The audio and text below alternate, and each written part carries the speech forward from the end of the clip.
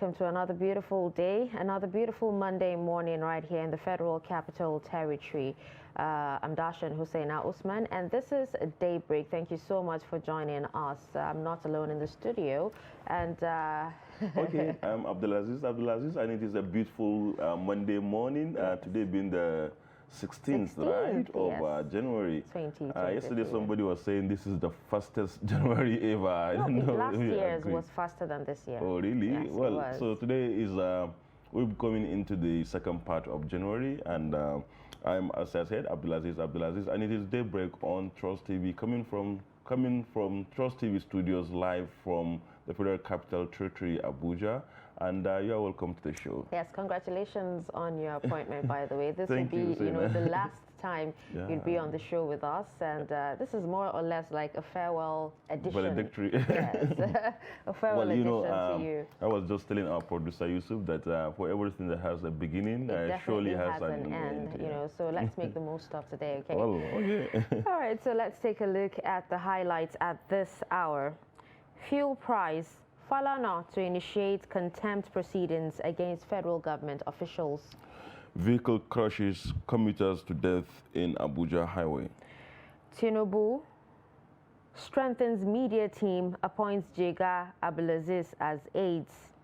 And with that, to start with the details of these stories, human rights activist Femi Falana, SAN, has threatened to initiate contempt proceedings against the federal government officials supervising the petroleum sector over the rise in fuel prices.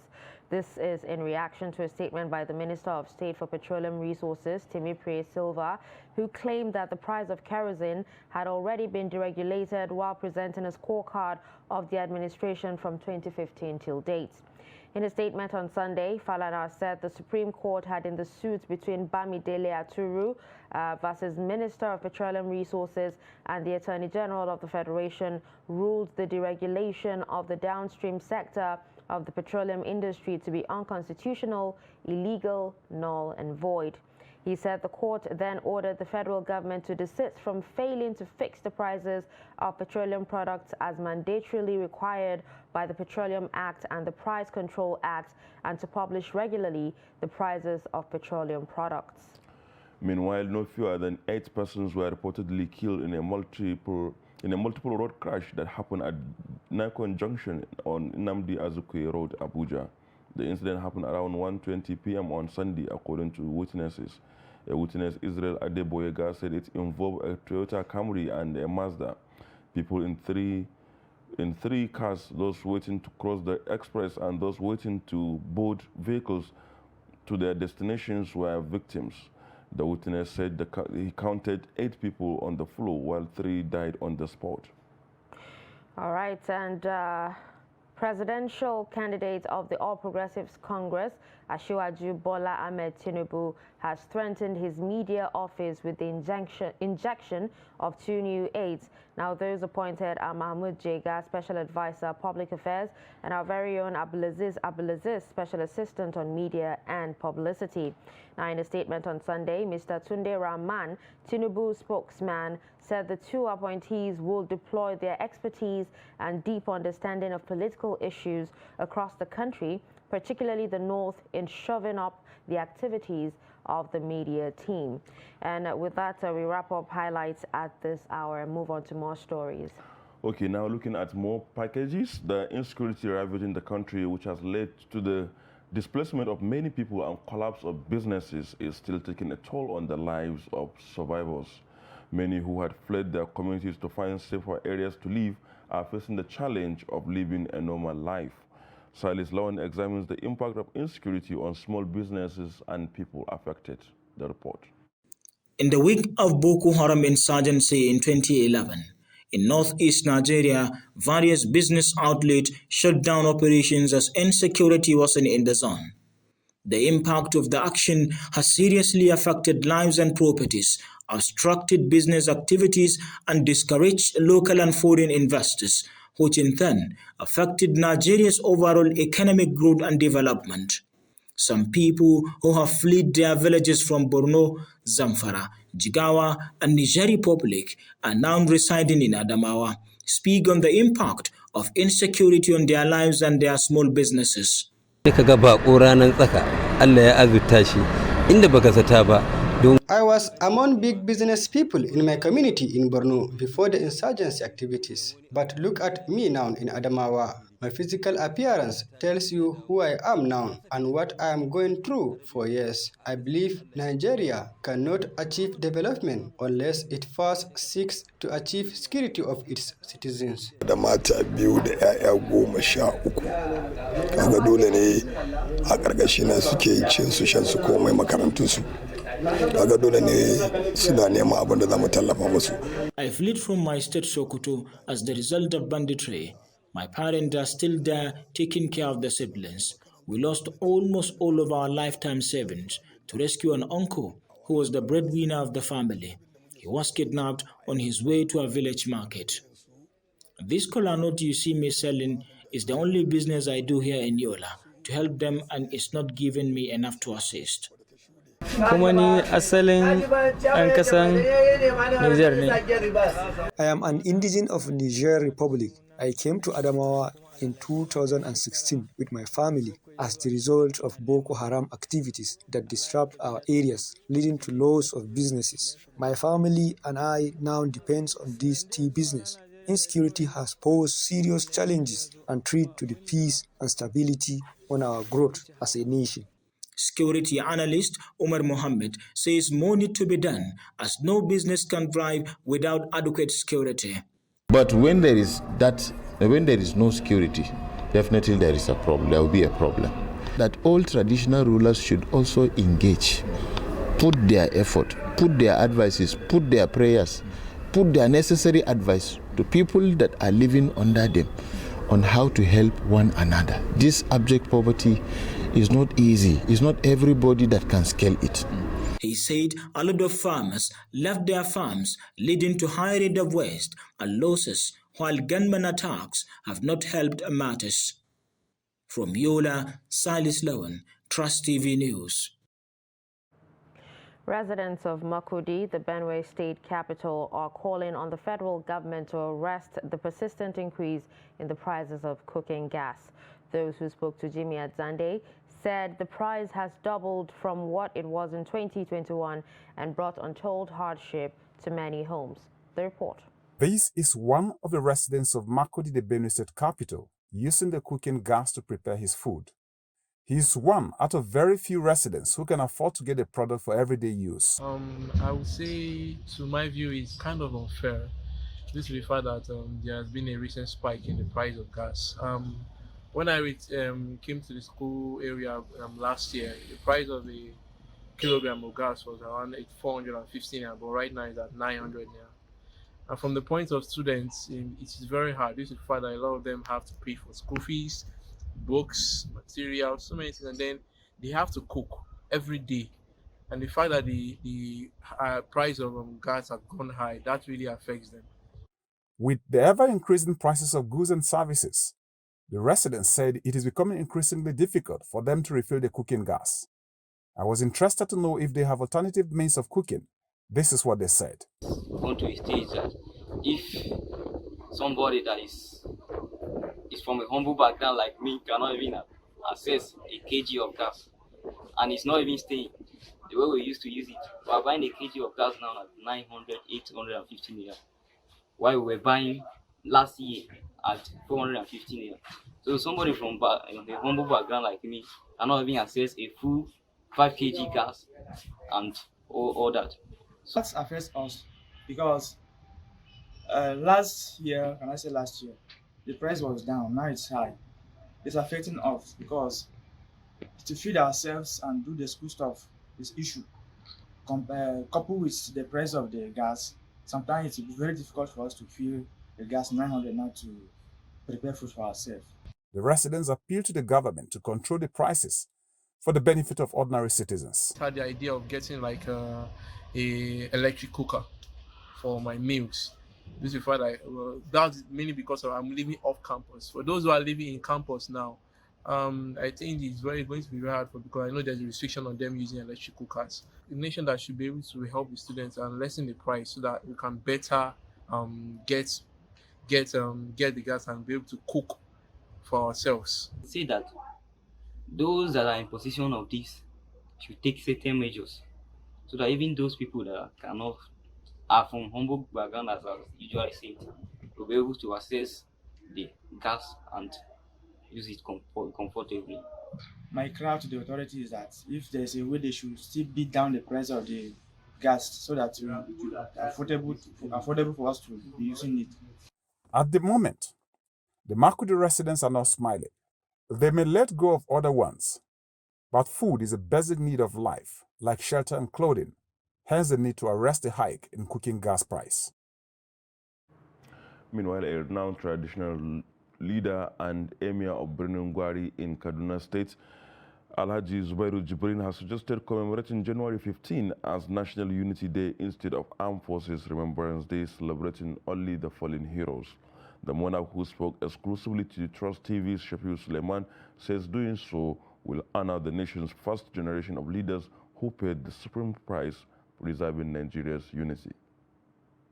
January 15 every year is marked as Armed Forces Remembrance Day to honor the fallen heroes who paid the supreme price in a bloody coup that led to the death of prominent leaders such as Ahmadu Bello, Sabakar Tafawa Balewa, Chief Samuel Ladoke Akintola, Chief Oko Tebo, among several others. We want a National Unity Day when we shall remember all of those people who spared their lives, who lost their lives, and also those who did a lot for Nigeria nobody knows.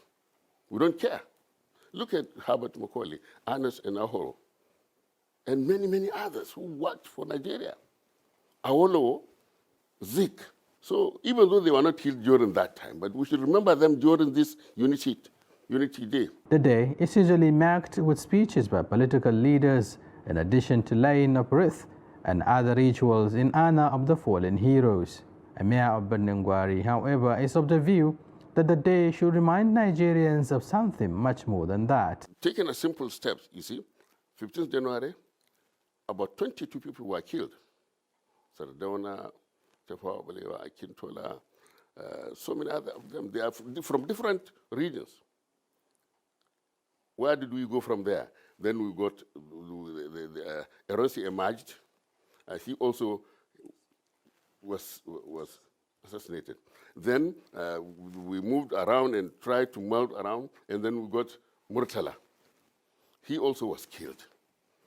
What happened next? Civil war. And that civil war was fought. Nigerians fought, even though there are people who are trying to secede, but we fought them to remain one. Eventually, we became one. He says reducing the day to Armed Forces Remembrance alone, leaving the major civilian casualties who cut across regional divide, creates a historical gap that needs to be narrowed. I'm suggesting to the government that they should declare this day like they did for democracy. This is even more urgent. This is even more important to Nigerians. Because most people don't even, if you talk about democracy, many people will just laugh at you because they don't know what is democracy, because we are talking about politics. January 15, 1967 represents one of the darkest days in the history of Nigeria. It was the day the first bloody military coup that toppled an elected civilian government was staged.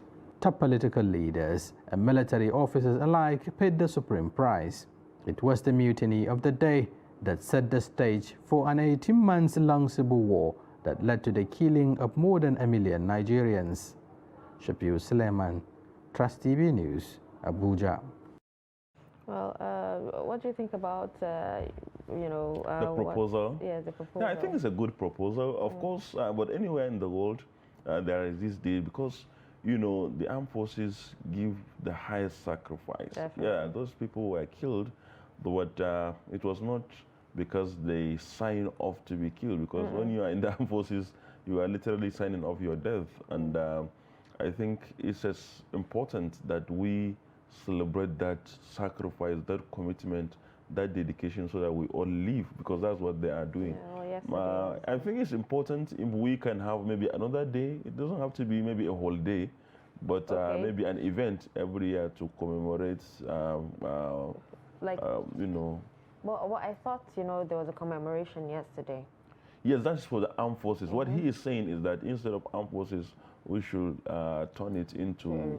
But of course, the authorities, I hope they should listen to it, because, as I said, even if his proposal is not completely adopted, maybe it can be used in another way by having another day, another event to commemorate people who have also contributed to the development of the country. Yeah. Okay, all right, so let's move on to more stories. President Muhammadu Buhari on Sunday led other senior members of the government to participate in the wreath-laying ceremony that marked the climax of the Armed Forces Remembrance Day celebration. Now, President Buhari, who inspected the Guards of Honor, accompanied by the Commander Brigade of Guards Major General Muhammad Rutakuti Usman, later proceeded to the cenotaph for the wreath-laying ceremony. Now, other dignitaries that laid wreaths were Vice President Yemi Oshibajo, the President of the Senate Ahmed Lawan, the Speaker of the House of Representatives Femi Gbajabiamila, and the Chief Justice of Nigeria, Justice Olukayode Ariwoola. Ministers of Defense Bashir Magashi and Federal Capital Territory Musa Bello, and Chief of Defense Staff General Lucky Rabo, and service chiefs, as well as the Inspector General of Police Usman Al-Ali Baba, representatives of members of the Diplomatic Corps, and the pair of the chairman of the Nigerian Legion and a widow of a fallen officer followed suit. President, who also performed the symbolic freeing white doves out of the cage during the event, had the 2023 wreath-laying ceremony as his last as Commander-in-Chief. For the good work of securing our country, Nigeria, till this day. Provide for us, O Lord, and the military with a much needed capacity, so that our military will continuously, effectively and efficiently deliver on all their assigned tasks. اللهم اغفر لحينا وميتنا وصغيرنا وكبيرنا وذكرنا وأنثانا وحاضرنا وغائبنا. اللهم اغفر لهم وارحمهم واعف عنهم وأكرم منزلهم وأسع مدخلهم واغسلهم بالماء والثلج والبرد وعدلهم بدارهم. Gracious and ever-living Father, Creator of the heavens and the earth, we humbly come before you, bringing with us our thanks and praises for sustaining us through the years that are past and allowing us to witness yet another Armed Forces Remembrance Day wreath-laying ceremony. Today, with one heart, one voice, and in one spirit, we gather to remember our fallen heroes. We remember those that have paid a supreme price with their precious lives to keep us one as a nation. May their labors not be in vain. Now, members of the Nigerian Legion in Bauchi State will not forget this year's Armed Forces Remembrance Day in a hurry, because the state government fulfilled promises made to its members for years. Chairman of the state chapter, Danjuma Idris, said this in an interview with Trust TV in Bauchi. Trust TV's Adamu Imam has the story. January 15th every year is set aside to remind Nigerians the sacrifices and contributions made by Nigerian soldiers on the war front to keep the country united. Danjuma Idris is the Bauchi State Chairman of Nigerian Legion that is charged with the responsibility of promoting welfare of ex-servicemen, and confirmed that their members benefited from the money raised at the launch of Annual Emblem Appeal Fund. In fact, it's a great thing. We have an office accommodation of our own. Over 46 years of the existence of Nigerian Legion in Bauchi. This is the person who bear with us, see our problem, who weep our tears. In fact, we have an office accommodation of our own now. So what I'm telling you now, we are happy and we are going to give that Legion House, Kaura Legion House. The retired warrant officer also explained that the discipline is what keeps members united, despite their predicament over the years. You know, when we are in the service, we were well known due to our discipline. So because we have left the service, I want them that to maintain their discipline. Whatever happen, we should bear with it. The condition we are, because government alone cannot solve our problem. We need individuals to come in. We have been saying it. Many of the war veterans often struggle to get their entitlements from government. Armed Forces Remembrance Day highlights plights of families of fallen heroes. All right, moving away from that story, presidential candidate of the new Nigeria People's Party, Rabiu Kwankwaso, says his administration will build 500,000 classrooms to address the problem of out-of-school children in Nigeria. Kwankwaso made the promise during the NNPP zonal rally and presentation of flags to the candidates for the 2023 elections in Kaduna. The report. It is the presidential zonal rally of NNPP and presentation of flags to candidates in the Northwest running for political office in the 2023 elections. NNPP stalwarts and supporters converge on Ahmadu Bello Stadium to drum support for the party ahead of the elections.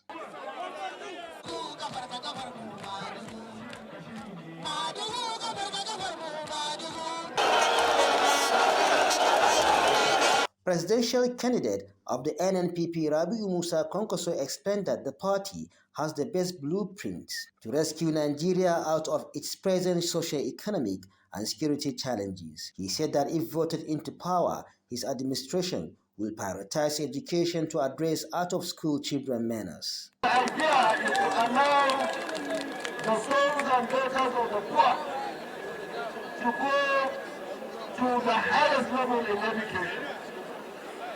The sons of the poor under our government will reach its maximum potential in this country. That was why right from the beginning, at the primary level, we are going to build at least 500,000 classrooms for the out-of-school children who are today over 20 years. Kwankwaso also promised to develop key infrastructure and create jobs for the youths. Let me also say that we are so happy with the people of this country. Today, as we stand now, we have gone around the country to ensure that we have seen our people, to ensure that we take record of the dilapidated infrastructure, to make sure that we listen to our people, to tell us what is important that our government should do when we are sworn. The NNPP presidential candidate then appealed to Nigerians to get their permanent voter card and ensure they vote for NNPP in the elections. Bello Musa, Trust TV News, Kaduna. With that report from Kaduna, we'll go on a short break. When we come back, we'll be going into the newspaper review segment of the show. Do stay with us.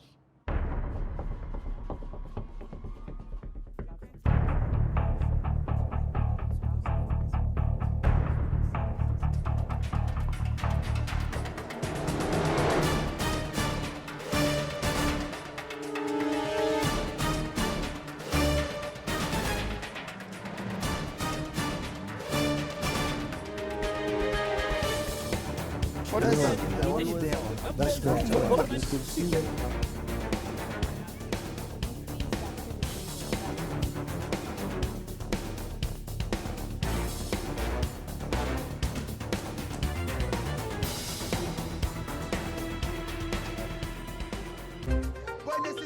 where you find that they look like the same, not necessarily tribal or regional. But I have said that.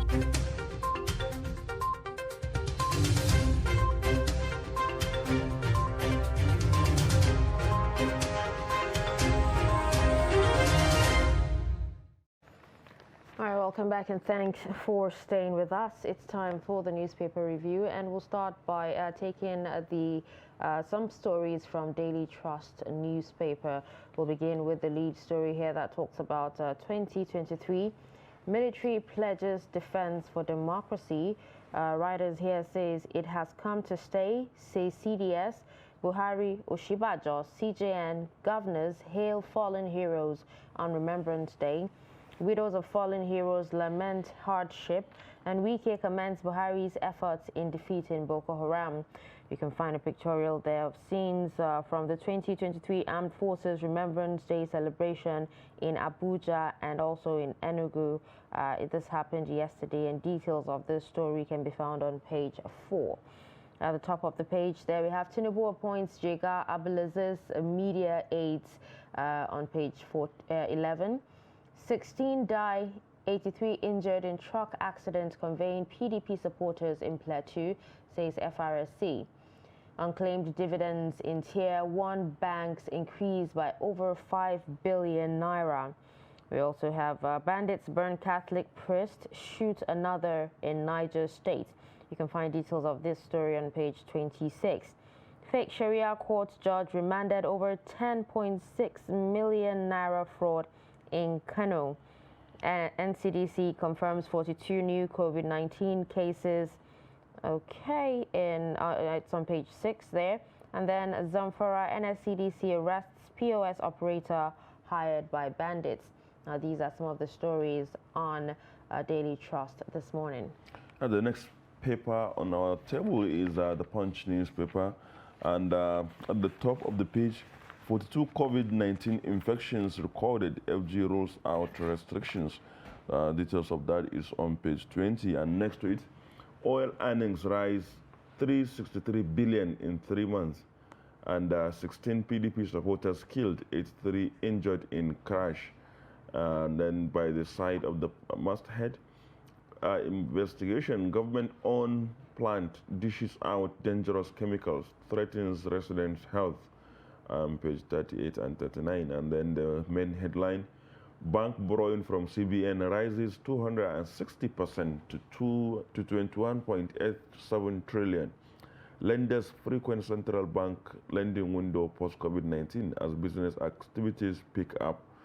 And then we have pictorial showing the activities marking the Armed Forces Remembrance Day yesterday. Widows demand benefits as FG honors fallen soldiers. Details of that is on page 44. And then Google unveils portal for 2023 elections. Story on page 38. Terrorists lynch Niger priest, abduct 5 Katana worshippers. That story can be read on page 4 and 5 of today's The Punch newspaper. And then lastly, on The Punch, NBA president seeks constitution amendment independent candidacy. Details on that is on page 20. All right, let's take a look at the Nation newspaper. Now, from the top of the page there, Auditor General fails to publish 2020 report, submission overdue. We also have petrol subsidy removal will unlock 11 trillion naira. Expert reviews spending. 12 abducted Igwe band train passengers freed.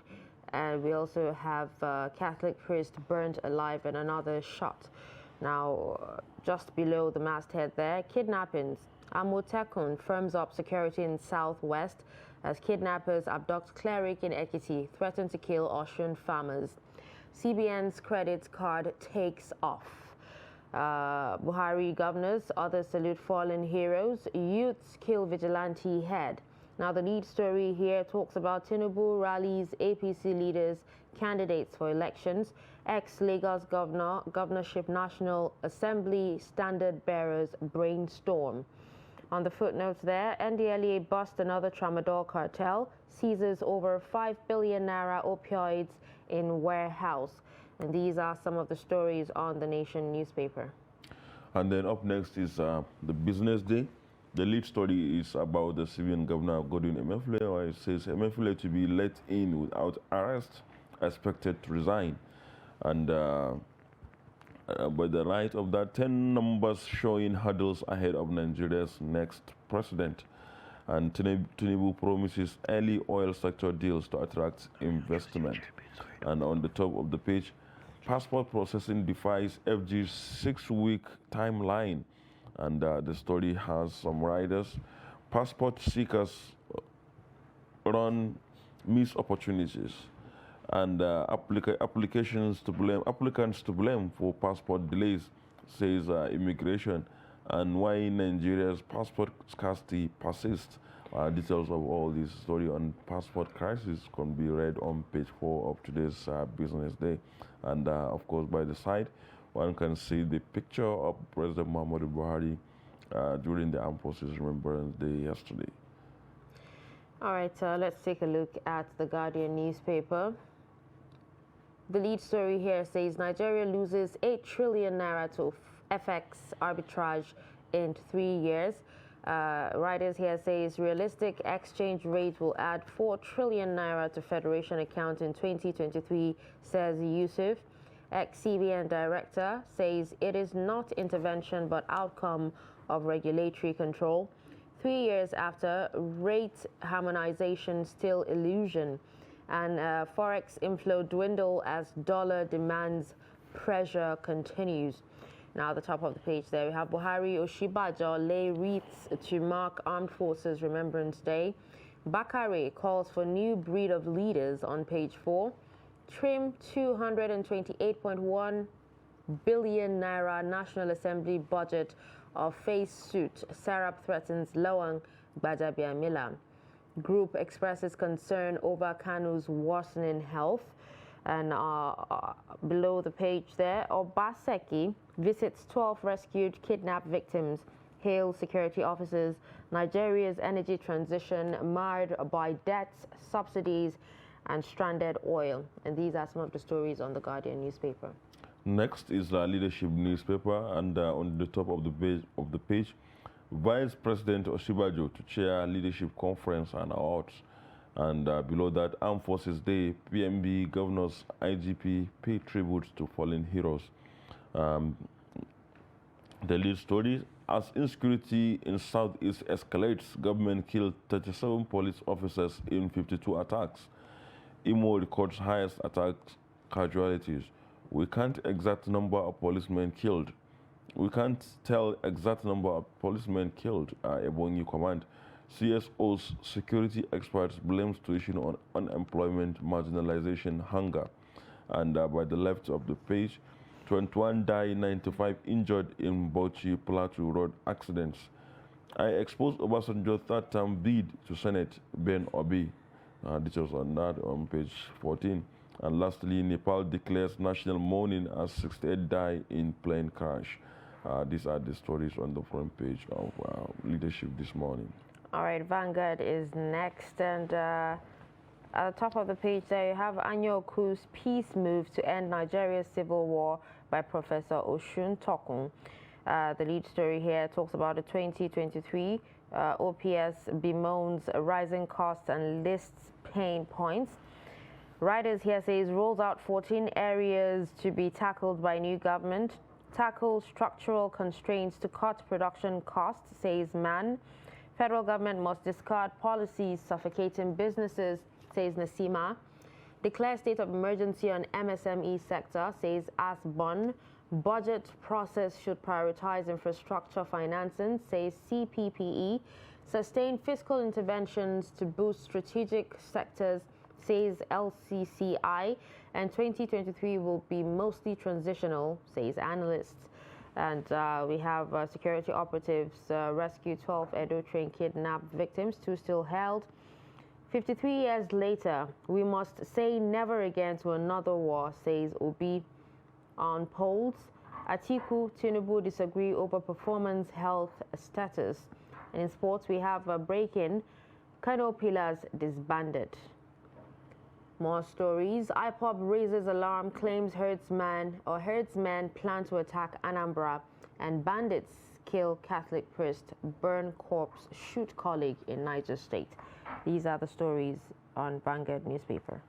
And lastly, we'll be looking at Tribune newspaper, and the headline says, "Scramble for Kano, Lagos, Oyo, Rivers, Kaduna votes. Atiku, Tinubu, Obi, Kwankwaso flood states with mobilizers." Details of that is on page 3. And on the top of the page, Tinubu, wow. Okay, let's come down to the left side of the pictorial there. COVID-19, NSCDC confirms 42 new cases. And details of that is on page 23. And then below that, PDP, APC suspend campaigns as 16 PDP supporters die in accident in Plateau. NDLEA busts another tramadol cartel, seizes over 5 billion opioids in Lagos warehouse, dismantles Scotia's lab in Shagamu, and national carrier airlines kick against transfer of Nigeria Air, and then Tinubu Shetima in closed-door meeting with APC, NAS governorship candidates, and then lastly, NAS gets 328.1 billion in 2023, fiscal year. These are the stories on the front page of Tribune this morning. All right, and with that, we're done reeling out stories from the front page of the major dailies, and we'll move on to an analysis of some of these stories. And we have in the studio our guest already, Mukhtar Suleiman. He's a public affairs analyst. Good morning, and thank you for joining us. Good morning. It's always a pleasure. Thank you. All right, so let's move on to the analysis. So we'll begin with the lead story on Daily Trust, talking about 2023 military pledges defense for democracy. Yesterday was Armed Forces Remembrance Day, and we have some people, especially the Emir of Birnungwari in Kaduna State, saying that instead of celebrating, Armed Forces Remembrance Day on 15th of January, that, it should be commemorated as Unity Day. I think if we want Unity Day, we should pick another day. We shouldn't take away the Armed Forces Remembrance Day. And more so, I think June 12th serves for that. It's one of the few, one of the days which was formerly May 29, where everybody comes together and then we discuss what the tenet of our democracy is and how it has held up for the past few years. Nigerian practices one of the best forms of democracy anywhere in the world, where every 4 years, despite our challenges, whatever it is you want to call it, still every 4 years we come together, we go to the polls, and then we decide who is going to steer the trajectory of the country for another 4 years. That is one of the finest forms of democracy. So as we get towards that for February, we've been discussing this very heatedly back to back since last year, and we're in the infamous 2023. We're here. So we're looking forward to what it will hold and how that will, I look forward to it honestly. Like I've always said, you'll be very arrogant to think you know who would win the 2023 election. And of course, the weaponization of the military is something that we need to actually frown upon, because we don't want and we also have to ensure that we uphold the basic tenets of democracy, because we don't want what happened in Mali, what almost happened in the Gabon, in the Gambia, and all of that to happen in Nigeria. Nigeria is seen as one of the forces of Africa. People look up to us. So if we cannot keep our democracy together, that's a big problem. So it's actually coming well that the military is actually pledging defense for democracy. That means we're not looking forward to any form of disruption of the 23 years of democracy that we've actually enjoyed. I'm glad. Okay, yeah. Still on that story now, the widows of these fallen heroes are actually lamenting hardship. Some of them, I remember in recent times, some of them actually came out to say the government is actually not taking care of them as they should. Now, I don't want to sound tone deaf, but it's sad that the government is not taking care of anybody as they should, which is really, really sad, which is a very bad situation. Part of the thing that actually promotes patriotism, especially from uniformed officials, is the thought that the country cares about them and their family. So they are willing to put their lives on the line because they know that the country will take care of them back. So if this is happening, that people who are dead are not having their families being taken care of, because these people go out whenever they barely spend time with their families. This is the very barest minimum. For the country as well. And they died fighting for the country. So this is the barest minimum that the country should actually do for them. They should not have to lament about these things. It's synonymous to the same issue we had last year when we saw that the police was complaining that they've not been paid salaries. These are the security infrastructures of the country, and they should not be trifled with. I think the government needs to actually do better. Now, on the front page of the Daily Trust still, there's a story talking about unclaimed dividends that have risen just in 9 months by like 5 billion, over 5 billion naira. And there is a lot of money in unclaimed dividends. What do you think about it? Should the government maybe dip its hands into these things? Should there be something that, because these are things that keep piling. Actually, I have some of that as well. Little money that, of course, it is the drops that make up the sea. So don't you think that there should be some way of utilizing the money instead of just letting it be with the companies? Mopping up the money is not usually the problem. The problem is the repurposing of the money. How is it going to be used? The government has not shown us trust in most angle of how they manage funds and how they manage money. So more needs to be done on that front. I think that's usually where people have their own skepticism about most of these things. It's not a problem to say the government should mop those money. I think it's their responsibility in a way, so that it doesn't go to any single private entity. That's actually because again, the money has to be recycled one way or the other. But then, how is it going to be used to the benefit of the larger population? That's usually the question, because the government often doesn't have, what would I call it? They don't really have strategies for these things. Oh, there's money there, let's go and take it. But for what exactly? And how does it translate to the benefits for a better Nigeria for each and every one of us? I think that is where we need to actually, that's what they need to tweak a little bit and sound convincing to the rest of us. And of course, I don't think anybody will have an issue with it. All right, let's take a look at some stories inside the Daily Trust newspaper. Now on page 12, we have an opinion, the tasks before next president. And we also have on page 13 on first lane, nothing wrong with high cost of university education. Do you agree with that? Yes, I think that has always been my position. Nothing wrong with high cost of university education. Before we go into the task for the next president, the opinion, let's talk about the university. I think it's an unpopular opinion and it sounds absurd to a lot of people. But for the quality of education we receive in this country, it is very cheap. We go to school. I saw a tweet some weeks ago where somebody said, I was discussing with my colleagues in the US. He just relocated to the US. So he said he was discussing with his colleagues. And his colleagues were telling him, oh, they have student loans. One said he had about $100,000 plus to still pay. The other one said he has about $83,000 plus to still pay. So they both turned to him and said about him, how much is he owing? And I was like, in my country, we don't go to school, go to school on loans. And that is one of the few blessings we've had, because we'll receive this education at this cheap rate and still compete at global level. I went to school on $52. Each time I tell most of my friends in the US, they are awestruck, because they wonder, like, I got this quality of education from a tertiary institution at $52 annually. That is something that we have in this country. Yes, because of the the socioeconomic disparities in the country, 100K plus that most universities are rolling out right now sounds like a lot.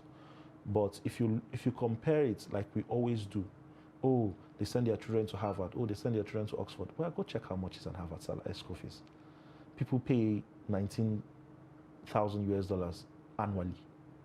People pay and this is just for basic school fees and tuition, not to talk about the other expenses that of accommodation and other things that would even ensue, that would even come up during the course of your studies. So yeah, I think it is actually high time we review, but also as we do that, we should also review the minimum wage of the country and how people are being paid, because there are people that are still being paid 40,000 naira monthly. There are still the people who are complaining. A lot of the people, not all, that are complaining of maybe 100,000 university tuition fees are paying maybe more than that for primary and secondary school. Exactly. I've always said repurpose the subsidy, the tertiary subsidy, for primary education, for basic education, because our basic education is becoming too expensive, and that is where you form characters. That's where you form knowledge, and that's where people learn a lot of things. Yeah, so we need to actually prioritize basic education in the country, because for most of what you're going to become and your level of comprehension, your level of analysis and all of that at the tertiary institution is usually dependent on how quality the base of the elementary education is. So we need to actually repurpose that money for that, because university education for 100K plus yes, it sounds insensitive to say this because you have to consider the plight of other people, but it is very cheap. It is still less than $200, what most universities are paying. Okay. So if you compare that to the $19,000 that you think, oh, other Harvard, when you begin to compare Harvard standard, you cannot have the budget of a Passat and want the comfort of a Benz. You need to actually pay the price. Yeah. All right, let's quickly take a look at the City and Crime page 16 and 17. We have a story of a fake Sharia court judge remanded over 10.6 million naira fraud in Kano. We have 4 traders kidnapped in Kogi State. We have Okada ban has affected our operations, says a robbery suspect, and also well, everybody has their complaints. 16 die, 83 injured in truck accident conveying PDP supporters in Plateau, says FRSA, which is really a sad one. And then multiple crash claims 3 lives in Abuja. Thank you. Wow. Okay. Let's now look at some other newspapers. Now, Mukhtar, look at the leadership newspapers. Government killed 37 police officers in 52 weeks. You know, the escalating attack. I remember Daily Trust also has like a similar story recently, I think at the weekend, about how,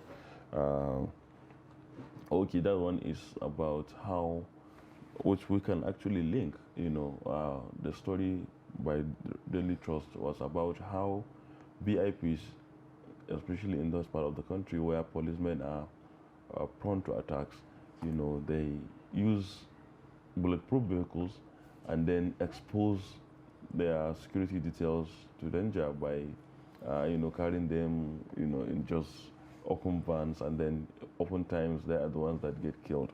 Now, if you look at the two, the issue of even the targeted attacks on policemen vis-a-vis the issue of this privatizing the police. Exactly, literally. What do you make of it? I've always argued that we need to actually move a lot away from privatizing the police. I think one of the former IGs tried to do that, where he recalled police officers from citizens and from government officials who are not governors or the president. Well, almost every other IG has said he will withdraw. No, one of them actually tried to do it. He actually he wrote the order and called them back. But the implementation was of course, that's usually where the problem is. But we need to actually work on that, because if you really want security for yourself, then pay a private security firm to actually handle that for you. I think that's what most countries do. In the United States, you can't just see police escorts for government officials or private citizens. It's disheartening that I could pay for a police officer. Today I could go to a police station, pay for a van, and they would escort me anywhere I want to go to for as far as I take care of their welfare. That is not the way the police should operate. So that needs to actually needs to change, because like you've rightly stated that, and you've actually pointed out, it affects them because now they are open to a lot of dangers. You're traveling, the target is you, but of course they have to take away your security first, and now they become victims of circumstances. So that we really, really need to do better as a country, honestly. Okay. And I'm hoping that someday some president or some IG would have the political will and the mind to actually pull most of these things, and then let's begin to restructure the country properly. All right, let's take a look at the lead story on this Business Day newspaper that talks about the central bank governor, Godwin Emefiele, to be let in without arrest and is expected to resign. It's still not sacrosanct yet, but I read that story. I think it was from a governor that was not disclosed, talking to Business Day and telling them something or not. The court order says he should be allowed to be, but it's so funny how we have that thing in the country where some people are above the court, which is not supposed to be the situation. This is not a good time to actually begin to harass the sitting governor of the CBN, because we have elections coming. The administration is just barely 5 months away from completing its tenure. Aside from even that should not even be a yardstick, but because of the election itself, the sensitivity of the role that the CBN plays in the election system, the electoral system, we need to actually, even if he's going to be prosecuted, let the election finish first. He should sit there, the election should finish, and he should face the full wrath of the law if he's found guilty or whatnot. Because you're bringing up charges from years ago. This man has been a sitting governor since 2014. Of course, we know that it is politically induced. So the rolling out of the CBN policies around financing is really going to throw out illicit financial flow during the election financing. And I am thinking, and this is a personal opinion, and that is where most of these are coming from. It still goes back to the weaponization of our security infrastructure again, because the DSS is just a tool to suppress this man. He has been scared to come back to the country. We've been looking forward to seeing him. He's been missing since when he went for the summit with the president. And last week, I think there was some news that he was around. I even thought he was, even until this morning when I was reading the story, that he was actually not back then. So we need to know, for most of our political class, or whatsoever this is, however it is happening, we need to put the country first, as opposed to what is happening right now, I think. So what happens to all the policies that he actually came out with, you know? Well, the upside of policies are that you cannot just go and just change it. It takes a little time. So unless there's something else that we are not aware of fully, those policies cannot just go. They're still sticking to their guns. CBN released last week, toward the end of last week, they released a statement saying January 31st remains January 31st. All old Naira notes should go back to the banks and rolling out, and then the policy still sticks. So I think it's actually a good thing, honestly, because if you're looking at it, it has, unlike before, I have always, in a manner of speaking, have a little bit of a foothold in politics and whatnot. So unlike before, where by now you'd have seen it, yes, money is still going around, but it's not as much as it used to be, which is something that which is something that is actually good for our electoral system. Okay, but then some people would say, you know, a flip side to this argument is why should the law be suspended? You are saying that the man should come back, be on his seat and wait until the end, then he will be prosecuted. If a crime is committed, why should it be delayed until another time? Well, that is a good, strong argument. But again, like I've said, it is for everybody who is looking or anybody who is seeing, we know that this is politically induced. Well, we cannot be sure. Well, we cannot be very sure, of course. I agree with you. We cannot be very sure. But then again, it can be deduced. It's a deductive argument. That's why I said it's a personal deductive argument. It's politically induced. I think the man should get his day in court and should be tried. And if he's found guilty, he should face the full extent of he should be subjected to the wrath of the law. But then again, that should wait till after the elections. Okay, now please, I know that this is supposed to take a long time, but we have only a minute or two. Scramble for Kano, Lagos, or your Rivers, Kaduna voters. That is, you know, Atiku, Tinubu, Obi, Konkoso flood states with mobilizers, according to a Nigerian Tribune. You see, this is the beauty. How do you see? This is the beauty of data. Since when the INEC data came out, a lot of people have actually understood where they should prioritize their campaigns, and which is a good thing, in a way. The KKK state is actually has always been the states that we watch out for since for every election cycle. So what are the KKK states? You know, viewers may not. So that's Kaduna, Kano, and Katsina. We know the kind of votes that comes out from those places. This is the one place that is never short of voter apathy. They are always in the charge and always in the lead of the elections, the voting during the elections. So. Well, we've been following them. We've been following how the campaigns are going.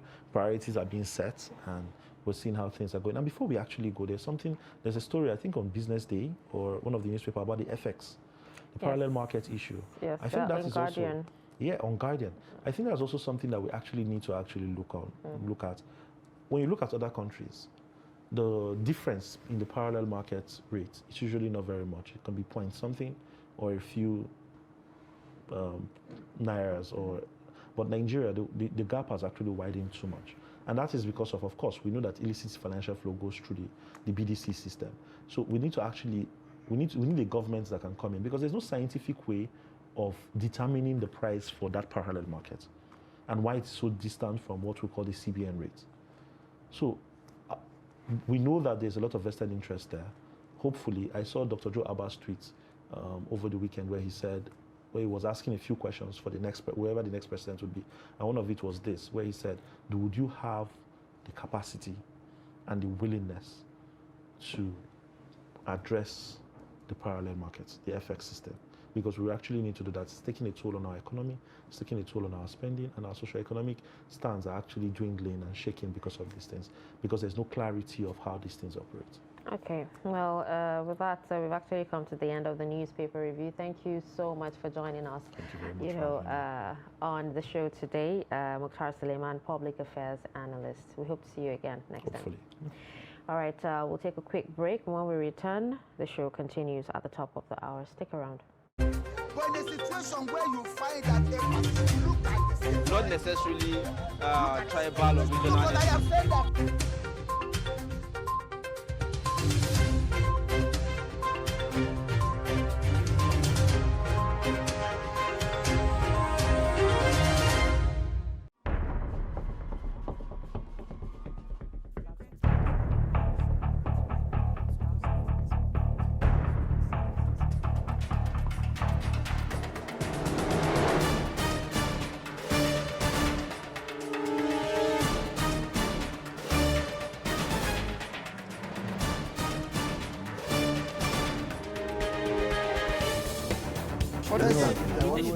That's great.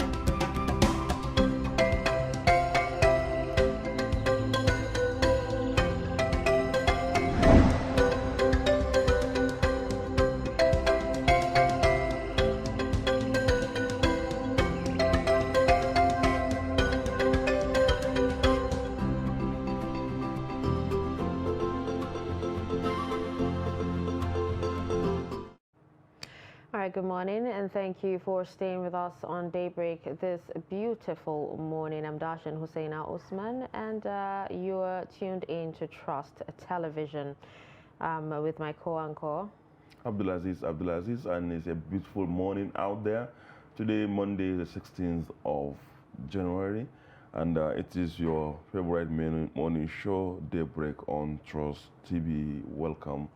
And let's move on to the highlights at this hour, right? Shall we? Yeah. Okay, fuel price. Falana to initiate contempt proceedings against federal government officials. All right, we also have vehicle crushes commuters to death on Abuja Highway. Another story, Tinubu strengthened media team appoints Jega Abdulaziz as aides. Okay, let's move on. Now let's go to the details. Human rights activist Femi Falana, SAN, has threatened to initiate contempt proceedings against the federal government officials supervising the petroleum sector over the rising fuel prices. This is in reaction to a statement by the Minister of State for Petroleum Resources, Chimpre Silva, who claimed that the prices of kerosene had already been deregulated while presenting a scorecard of the administration from 2015 to date. In a statement on Sunday, Falana said the Supreme Court had, in a suit between Bamidele Aturu and Minister of Petroleum Resources and Attorney General of the Federation, ruled that the regulation of the downstream sector of the petroleum industry to be unconstitutional, illegal, null and void. He said the court then ordered the federal government to desist from failing to fix prices of petroleum products as mandatorily required by the Petroleum Act and the Price Control Act, and to publish regularly the prices of petroleum products. All right, no fewer than 3 persons were reportedly killed in a multiple road crash that happened at Nikon Junction, Nnamdi Azikiwe Road in Abuja. The incident happened around 1:20 p.m. on Sunday, according to witnesses. Now, a witness, Israel Adegboyega, said it involved a Toyota Camry and a Mazda. People in the 3 cars, those waiting to cross the express and those waiting to board vehicles to their destinations, were victims. Now, the witness said he counted 8 people on the floor while 3 died on the spot. Moving away from that story, presidential candidate of the All Progressives Congress, Asiwaju Bola Ahmed Tinubu, has strengthened his media office with the injection of 2 new aides. Those appointed are Mahmoud Jega, Special Advisor Public Affairs, and Abdulaziz, Special Assistant on Media and Publicity. In a statement on Sunday, Mr. Tunde Rahman, Tinubu's spokesman, said the 2 appointees will deploy their expertise and deep understanding of political issues across the country, particularly the North, in shoring up the activities of the media team. Now to more packages. The insecurity ravaging the country, which has led to the displacement of many people and collapse of business, is still taking a toll on the lives of survivors. Many who had fled their communities to find safer areas to live are facing the challenge of living a normal life. Salis Lawan examines the impact of insecurity on small businesses and people affected. The report. In the wake of Boko Haram insurgency in 2011, in northeast Nigeria, various business outlets shut down operations as insecurity worsened in the zone. The impact of the action has seriously affected lives and properties, obstructed business activities, and discouraged local and foreign investors, which in turn affected Nigeria's overall economic growth and development. Some people who have fled their villages from Borno, Zamfara, Jigawa, and Niger Republic are now residing in Adamawa, speak on the impact of insecurity on their lives and their small businesses.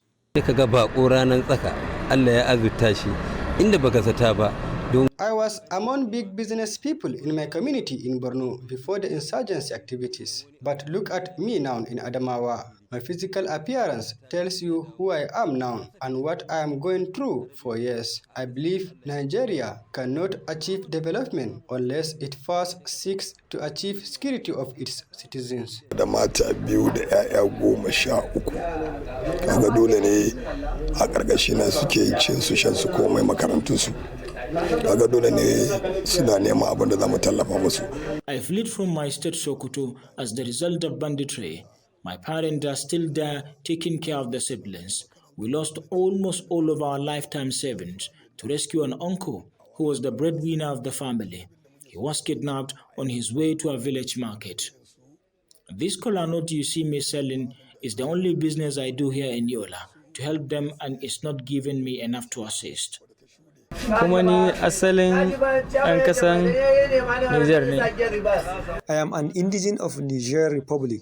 I came to Adamawa in 2016 with my family as the result of Boko Haram activities that disrupt our areas, leading to loss of businesses. My family and I now depend on this tea business. Insecurity has posed serious challenges and threat to the peace and stability on our growth as a nation. Security analyst Omar Mohammed says more need to be done as no business can thrive without adequate security. But when there is no security, definitely there is a problem. There will be a problem. That all traditional rulers should also engage, put their effort, put their advices, put their prayers, put their necessary advice to people that are living under them on how to help one another. This abject poverty is not easy. It's not everybody that can scale it. He said a lot of farmers left their farms, leading to high rate of waste and losses, while gunman attacks have not helped matters. From Yola, Silas Lowen, Trust TV News. All right, residents of Makudi, the Benue state capital, are calling on the federal government to arrest the persistent increase in the price of cooking gas. Now, those who spoke to Jimmy Adzande said the price has doubled from what it was in 2021 and brought untold hardship to many homes. The report. This is one of the residents of Makudi, the Benue state capital, using the cooking gas to prepare his food. He is one out of very few residents who can afford to get a product for everyday use. I would say, to my view, it's kind of unfair. Due to the fact that there has been a recent spike in the price of gas. When I came to the school area last year, the price of a kilogram of gas was around 415 naira, but right now it's at 900 naira. And from the point of students, it is very hard due to the fact that a lot of them have to pay for school fees, books, materials, so many things, and then they have to cook every day. And the fact that the price of gas has gone high, that really affects them. With the ever-increasing prices of goods and services, the residents said it is becoming increasingly difficult for them to refill the cooking gas. I was interested to know if they have alternative means of cooking. This is what they said. Come to a stage that if somebody that is from a humble background like me cannot even access a kg of gas, and it's not even staying the way we used to use it. We are buying a kg of gas now at 900, 850 naira, while we were buying last year at 450 naira. So somebody from a humble background like me cannot even access a full 5 kg gas and all that. So that affects us because last year, the price was down, now it's high. It's affecting us because to feed ourselves and do the school stuff is issue. Coupled with the price of the gas, sometimes it's very difficult for us to fill the gas 900 now to prepare food for ourselves.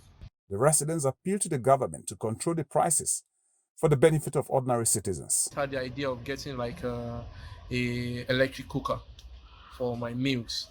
This is why that's mainly because I'm living off campus. For those who are living in campus now, I think it's going to be very hard because I know there's a restriction on them using electric cookers. The nation that should be able to help the students and lessen the price so that we can better get the gas and be able to cook for ourselves. Say that those that are in position of this should take certain measures so that even those people that cannot are from humble background, as I usually say, will be able to access the gas and use it comfortably.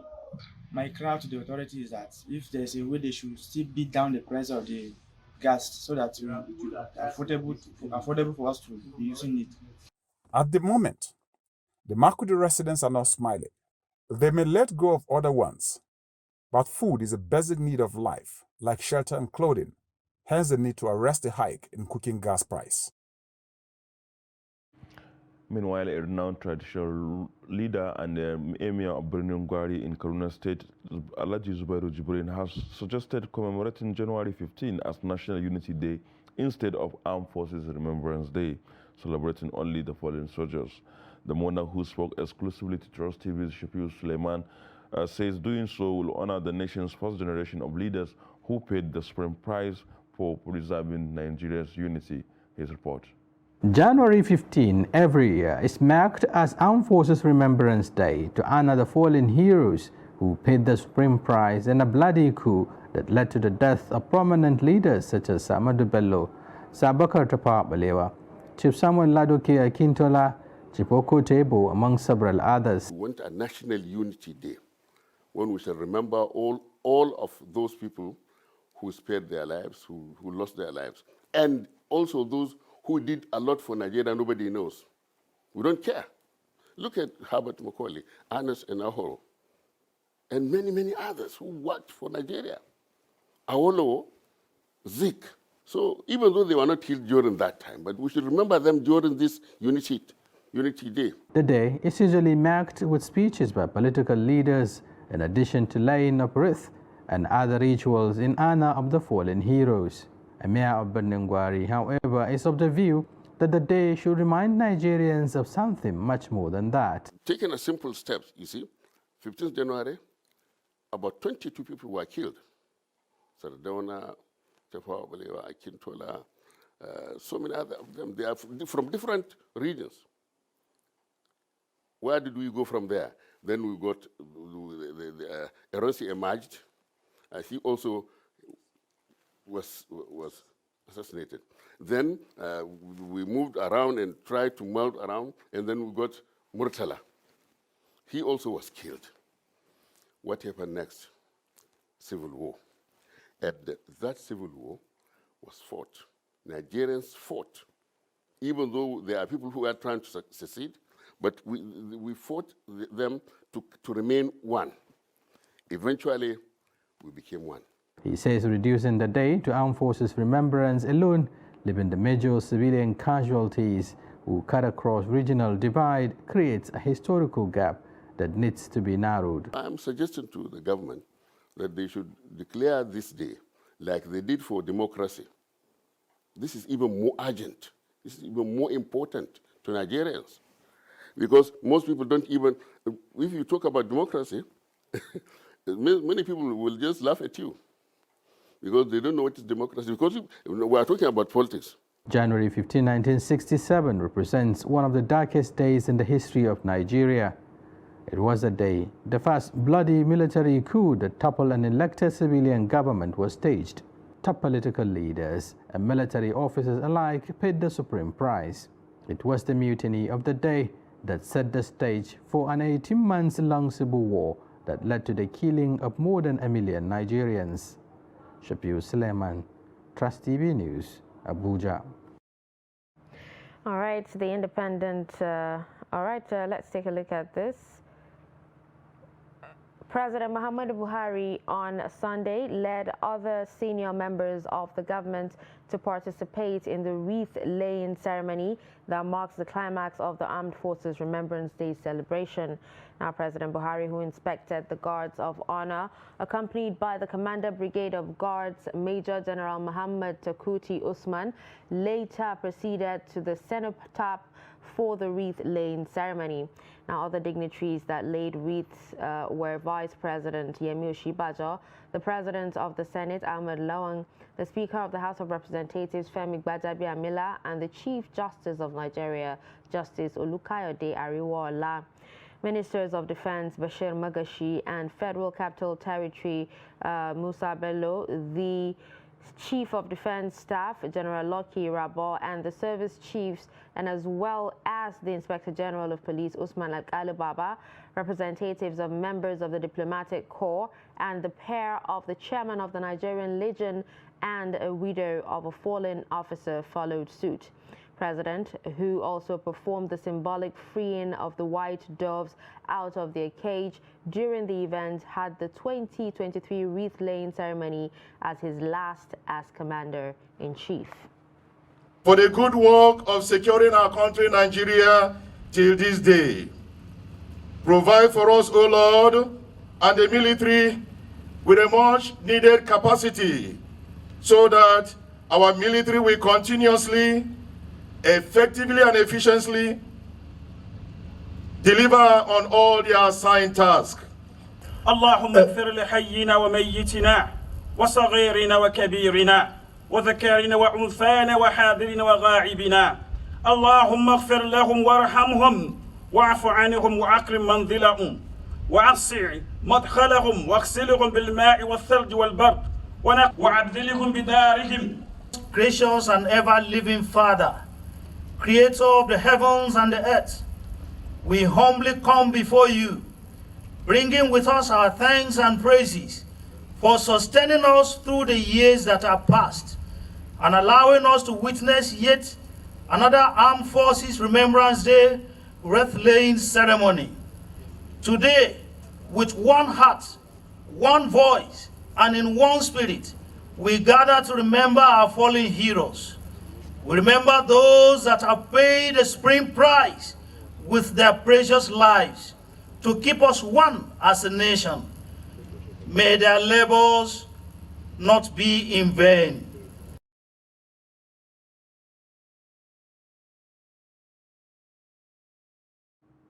Still on the Armed Forces Remembrance Day, members of the Nigerian Legion in Bauchi State will not forget this year's Remembrance Day in a hurry because the state government has fulfilled promises made on the welfare of its members. Chairman of the state chapter of the Nigerian Legion, Anjuma Idris, said this in an interview with Trust TV in Bauchi. Our reporter Adamu Imam completes the report. January 15th every year is set aside to remind Nigerians the sacrifices and contributions made by Nigerian soldiers on the war front to keep the country united. Anjuma Idris is the Bauchi State Chairman of Nigerian Legion that is charged with the responsibility of promoting welfare of ex-servicemen and confirmed that their members benefited from the money raised at the launch of Annual Emblem Appeal Fund. In fact, it's a great thing. We have an office accommodation of our own. Over 46 years of the existence of Nigerian Legion in Bauchi. This is the person who bear with us, see our problem, who weep our tears. In fact, we have an office accommodation of our own now. So what I'm telling you now, we are happy and we are going to keep that Legion House, Kaura Legion House. The retired warrant officer also explained that the discipline is what keeps members united despite their predicament over the years. You know, when we are in the service, we were well known due to our discipline. So because we have left the service, I went to them that to maintain that discipline.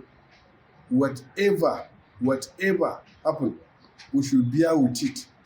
The condition we are, because government alone cannot solve our problem.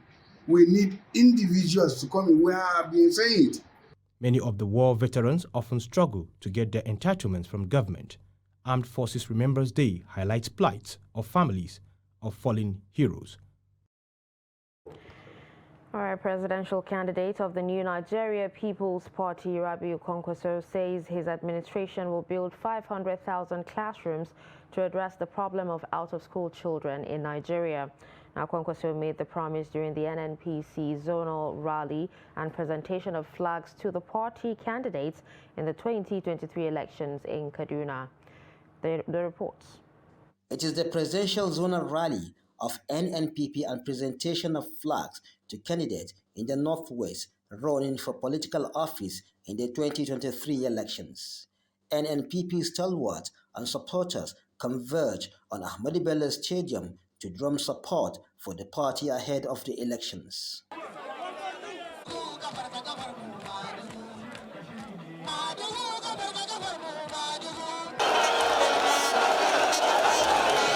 Presidential candidate of the NNPP, Rabiu Musa Kwankwaso, explained that the party has the best blueprint to rescue Nigeria out of its present socio-economic and security challenges. He said that if voted into power, his administration will prioritize education to address out-of-school children menace. The idea is to allow the schools and daughters of the poor to go to the highest level in education.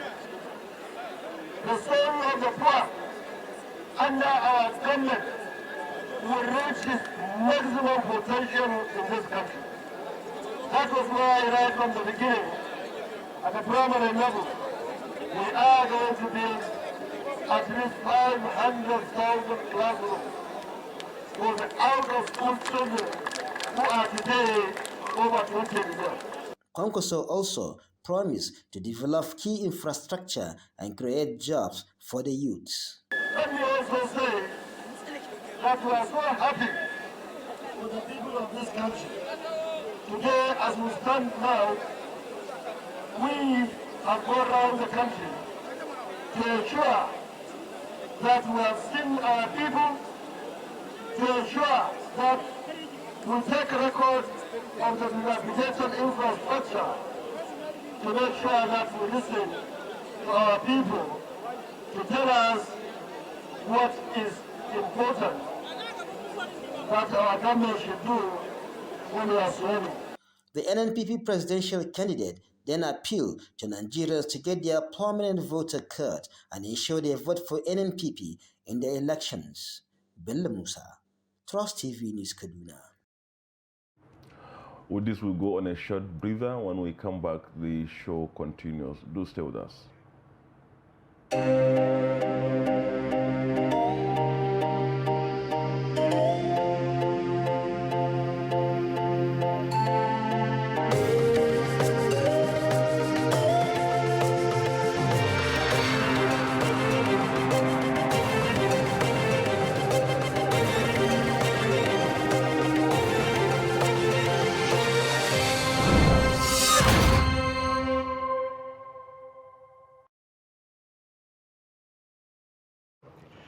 All right, welcome back and thanks for staying with us on Daybreak this beautiful morning. Let's move on to our next discussion. Now, the Independent National Electoral Commission last week released the final list of voters that will cast their ballots in the elections, with the Northwest and Southwest having the lion's share of the 93.4 million eligible voters. Now, by gender, men surprisingly dominated the voter register at 49.054 million, representing 52.5%, while the figure of female voters, stands at 44.41 million. That is a 47.5%. Now, for the age group, registered youths from 18 to 34 were 37.060 million, middle-aged 35 to 49, 33.4 million, and the elderly, that's from 50 to 69, 17.7 million. We also have the old, that's from 70 years and above, 5.3 million. Today, we discuss the role women and youth will play in the next election, and we're having joining us via Zoom from Mina in Niger State is a female politician, Mrs. Dorothy Nuhu Akenova, and she was also a presidential aspirant under the platform of the SDP. Good morning and thank you for joining us on Daybreak. Good morning. Yes, indeed. Yes, indeed. All right, so let's move on. We're also joined in the studio by Director of Strategic Communications Coalition for Northern Group, Samaila Musa. Good morning and thank you for joining us. Good morning. Thank you for having me. Yeah, good morning. So, let's start with you, Dorothy. Looking at the data showing that male, because usually we feel, the assumption is that women are more in number and a bit more politically active, especially when it comes to voting. Is it a surprise for you that the data is showing that more male register to vote in the next year's election than women?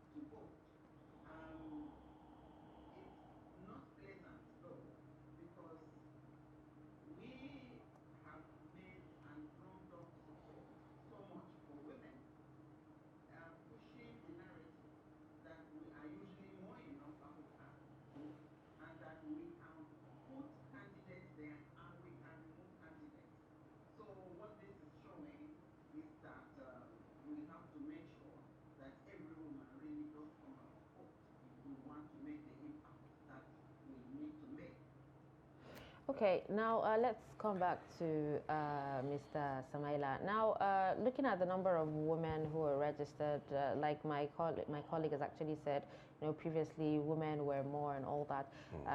Some people seem to think that it's a deliberate effort or plan to disenfranchise a woman, you know, this time around. This is the reason why, you know, this is the reason for the low turnout of women to register. Do you agree with that?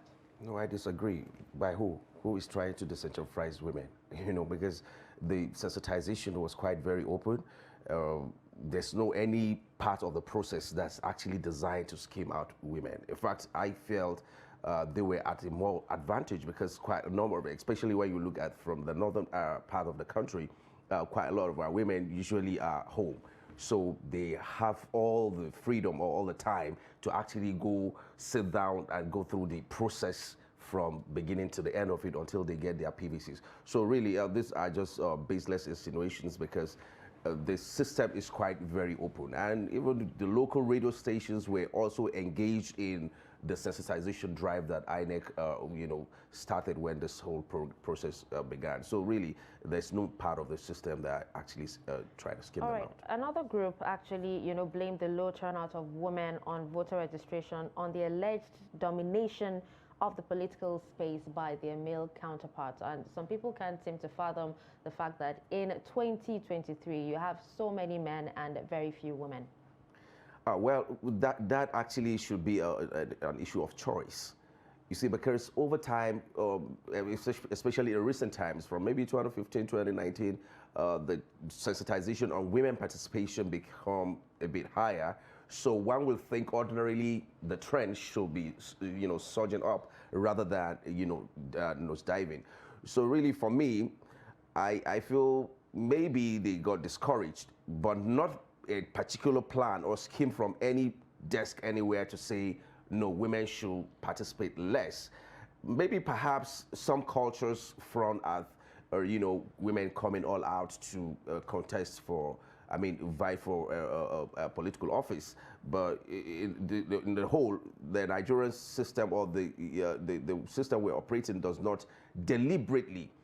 Perhaps maybe when you talk about how our campaigning and all of that are being carried out, maybe some of them are actually do not have the drive or the build for the kind of rigorous process they go through when it comes to, because and then I think it's even coming less when you talk about toggery in elections, I mean in campaigns, is becoming less and lesser compared to what we witnessed at the early stage of this democratic dispensation, where so many killings, political killings here and there.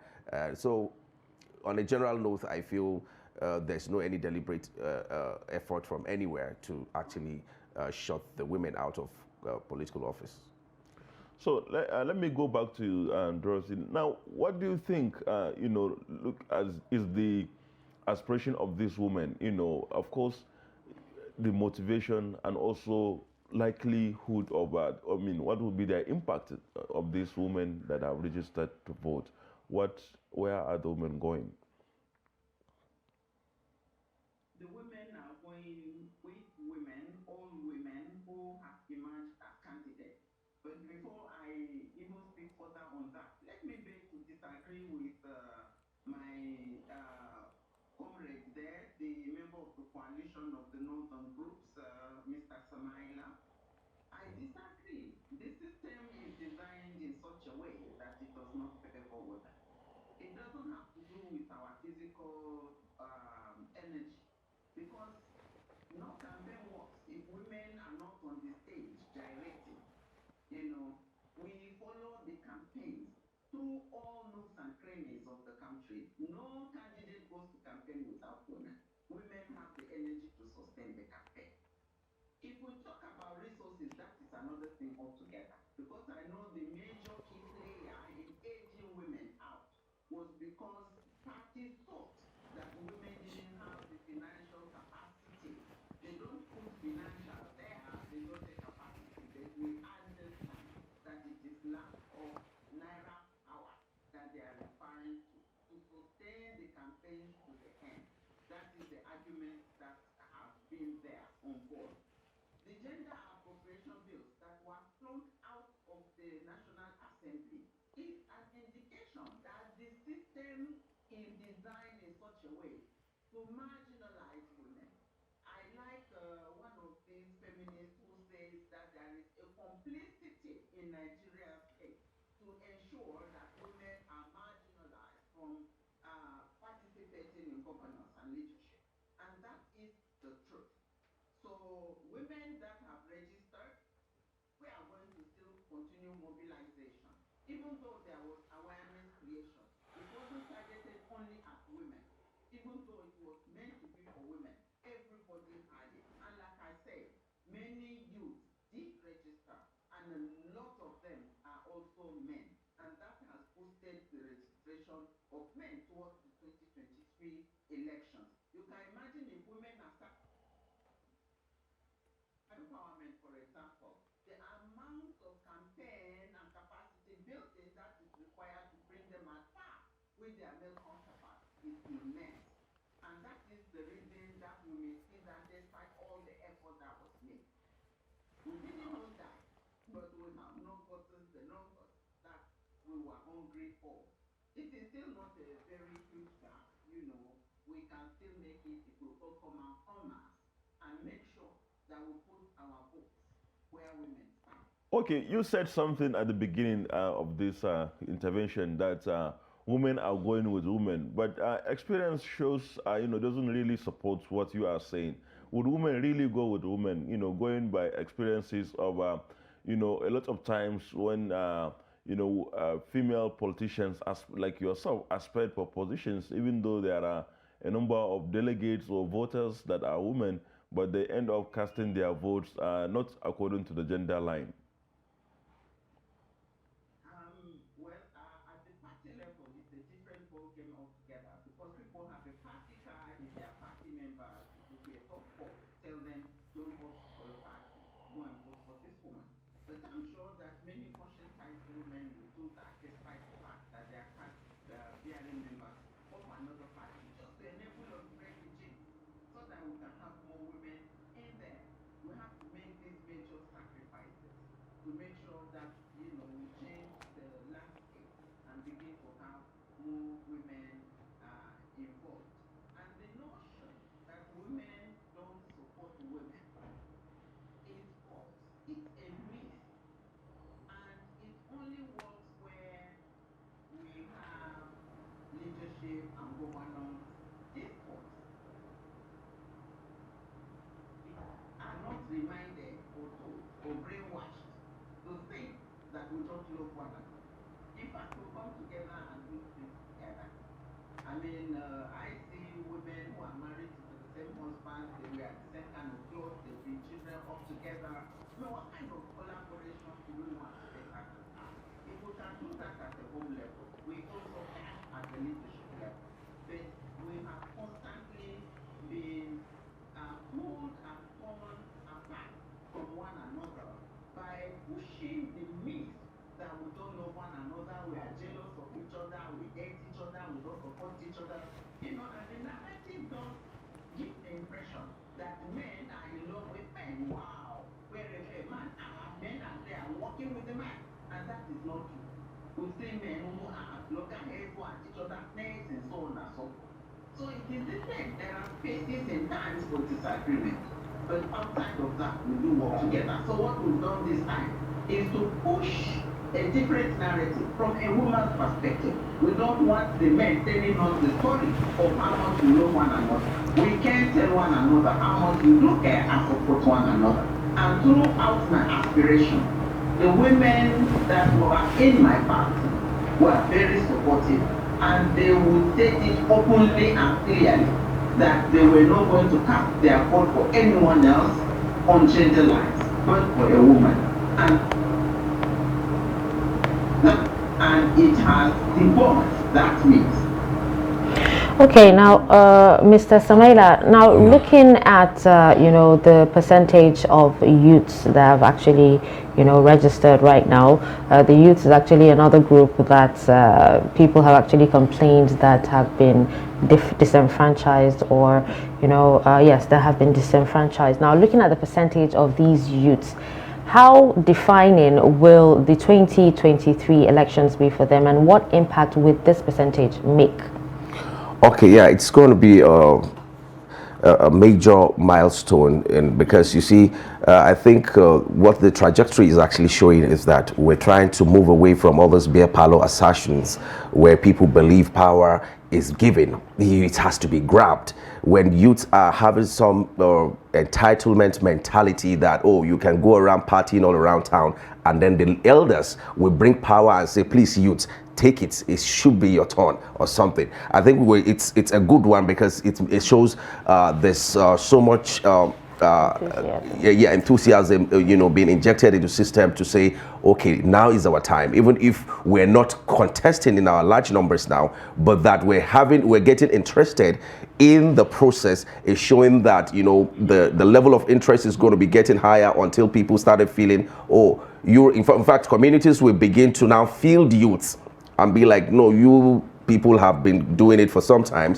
This time around, since they are also interested in this thing, because over time you find a lot of youth are not interested in it, and that is actually been the major setback. So the fact that now they are getting more interested by even having the PVCs, because a lot of times on election day, what we see is that on the streets you find youth playing football.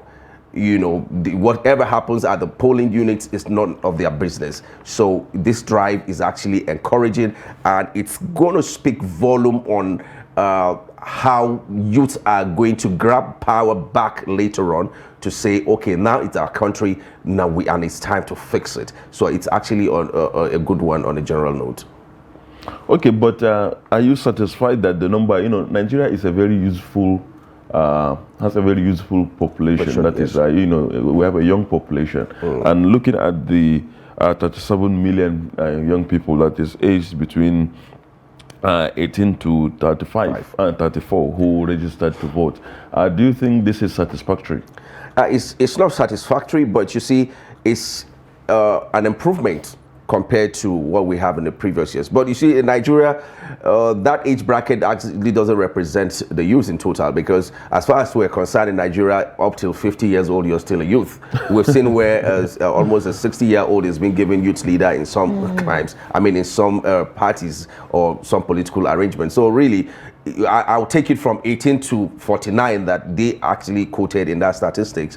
So when you look at that figure, you still believe that, yes, because quite a number of times there are factors that really determine maybe like our economic situation in Nigeria make a lot of people still believe in their late 40s they are still in that age bracket of being a youth, because a lot of 30-something years old are still under their parents' roof, trying to get a job or something, or still collecting stipends to keep their body and soul together. So really, that number is not, we've not gotten to where we're going yet, but on a general note, it's acceptable based on the indices. All right, let's go back to Mrs. Dorothy. Now, let's talk about stomach infrastructure. We actually know that, the economy is practically harsh on youths and women. And we've seen, and we've heard stories of candidates already, paying youths to come for rallies and, giving them some sort of, food and souvenir to vote for them. Do you think this would actually play a role, in the youths and women casting their votes this time around, or have the women and youths, wisened up?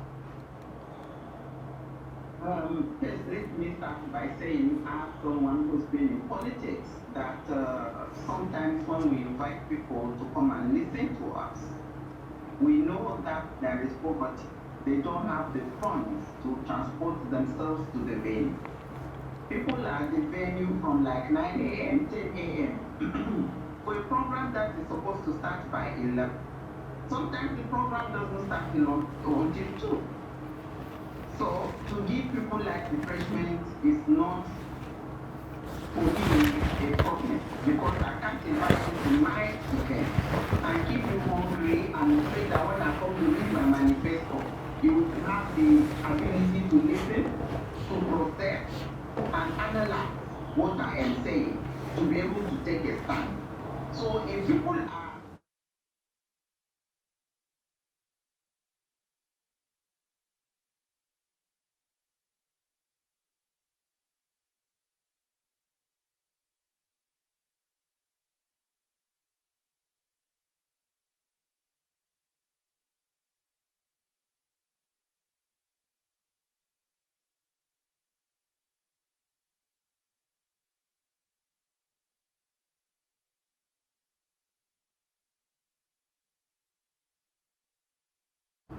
go and collect 10,000, 15,000, like we saw some ladies showing off their money in those youths, you know, who are on social media to say they got 10K, please go and get your PPC, you know, that we don't want that to happen.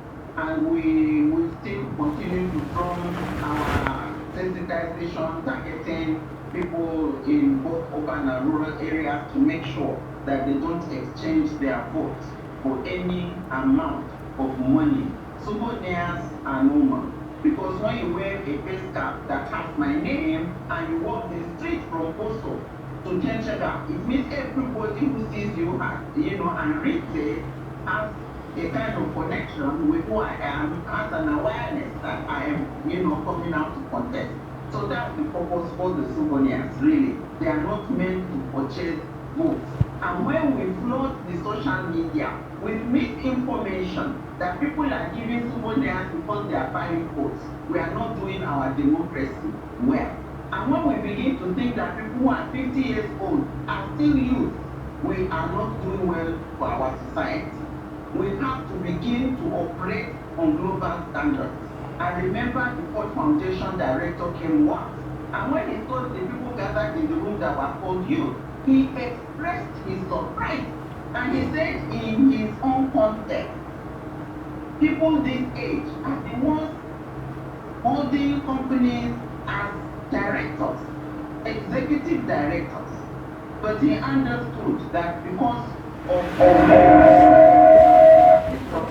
we have people who are 40 claiming to be youth. We need to change that narrative as well. We can't continue like that and expect that Nigeria will change. If we want youth, let's take the definition of youth.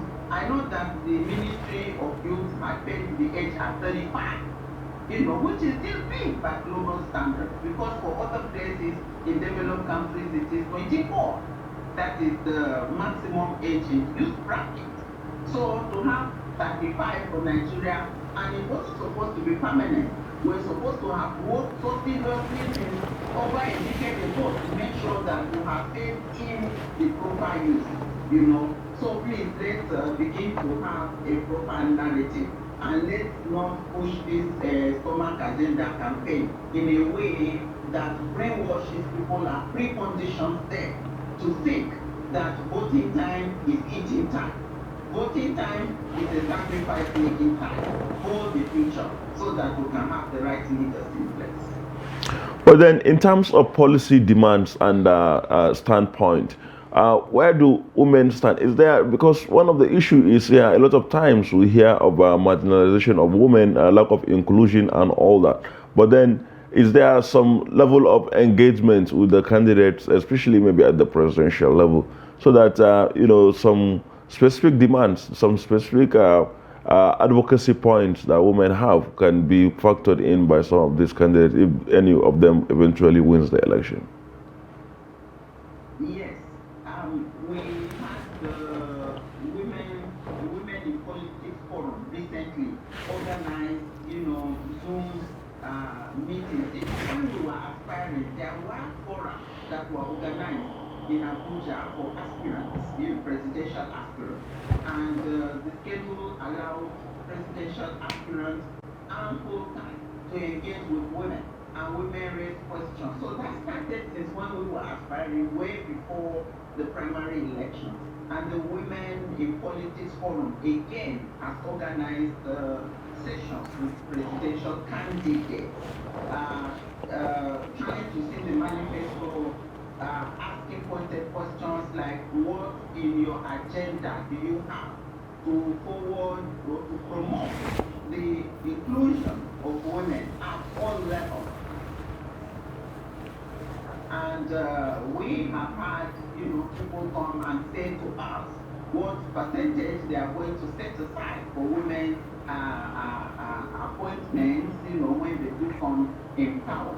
I still have concerns though, because after they told us the percentage, there is no further breakdown to talk about the strategies, the screening, or some kind of audit that needs to be put in place to make sure that the women who come on board are women who have something to give, Because we don't want women just for the sake of biological definition. We don't want people going to bring their classmates who have no understanding whatsoever of the gender issues that are constitute challenges in our setting, and that are ignorant of the analytical tools that need to be used to ensure that women issues are identified and properly tackled. We want women who are conscious. We want the capacity, the exposure to do what it takes for inclusion to take. Thank you very much.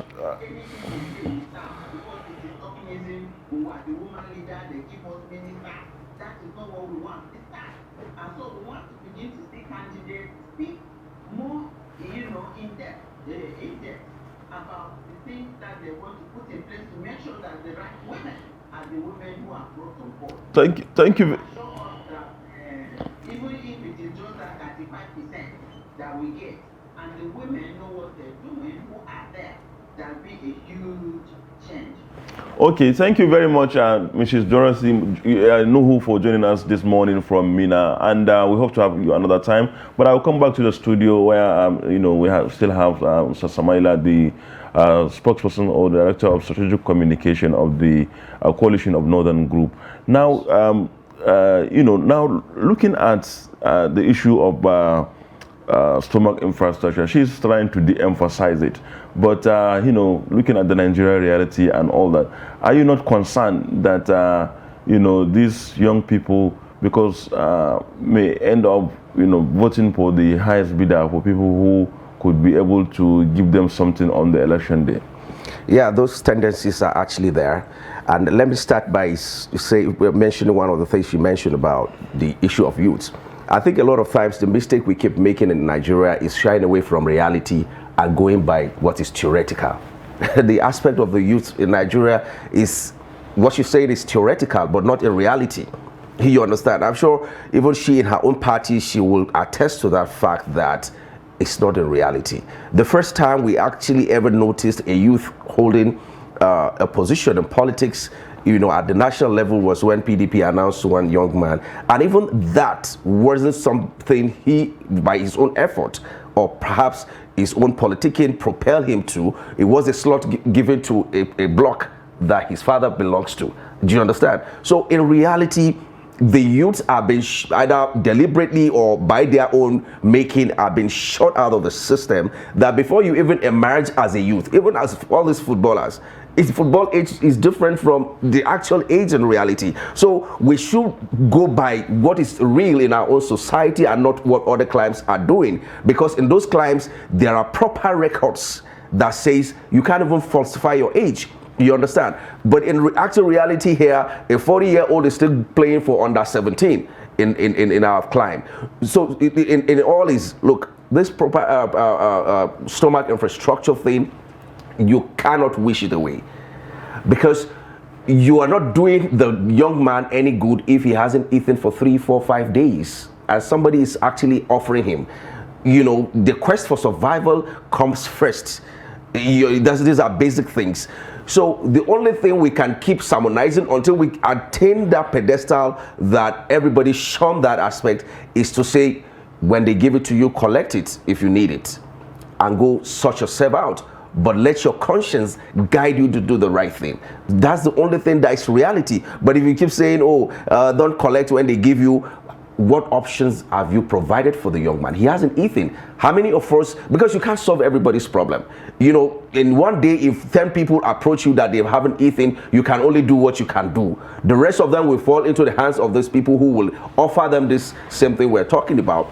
In reality, even if you are in their shoes, you might not be able to resist that. So the first thing is, if you need it, collect it, but let your conscience, let what people are saying is the right thing, because sometimes a hungry man does not have the capacity, like she mentioned, to even think properly and process and say, I've arrived, I've analyzed this candidate, and I feel this one is the right person, except what people say, maybe it's testimonies of people about, particular candidates.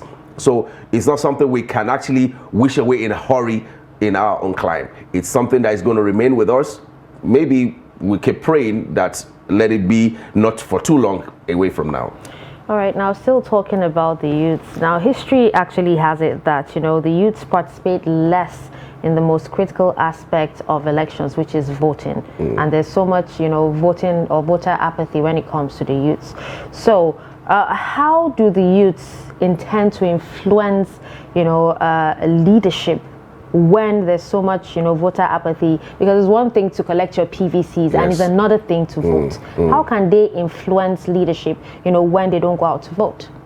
Yeah, that's a very, very wrong aspect of the whole thing that we're talking about, because I've heard situations where people actually are going through the pains of getting this PVC just for a means of identification. Exactly. Because I don't have international passport, I don't have a driving license, which other one is easier for me to get? Let me get my PVC, so to identify myself whenever the need arises. It's actually wrong. And then I think there's more that we need to do more in trying to conscientize them. You see, it's a stupid man that thinks that politics is not his business, because no matter how intelligent or how much you think you know, people who are non-entities will end up ruling you because you feel you're too either big or you're too social for that. And you see, what our own youth in our own climate believe is being social is about parties, wearing clothes that are trending, you know, social media to call people out and all of that. We need to do more to try to let them know. Yeah, there was a time I was almost running to tears the day I heard the late Maitama Sule say to us in Sheraton that he became the first Minister of Petroleum at the age of 27. And at that time, I was over that age already. So I was feeling, where, you understand, because it's actually a wake-up call, you know, to know that at that age that you're still gallivanting around, that you're still sagging your jeans, you know, some people are already ruling their nations. So it's actually time for us, maybe perhaps after, because the timing is so short, we can only do what we can do. But after this, it's time for even the government to be deliberate about it, to know that the future actually lies in the hands of those ones. Because we see a system where we're going to be leaving this country in the hands of drug addicts, you know, Yahoo boys, and, you know, drug peddlers. Because that seems to be the order of the day. That's where attention is. We are dealing with youths who see a 60-year-old man driving an Escalade, for example, and they are feeling that should be my next car, not really thinking how much he has covered or how long it took him to attain that position, but they just want to drive it. You know, we're in an era of just the shortcut is actually the right way to go. So we need to do more, and the government need to be deliberate about it, to know that, to work hard and to be patient to walk through the system, to walk the meals is actually the right thing to do, and that's what's obtainable world over. Thank you very much, Mr. Samaila, for coming to the show, and also for this very insightful take, and we hope to have you some other time.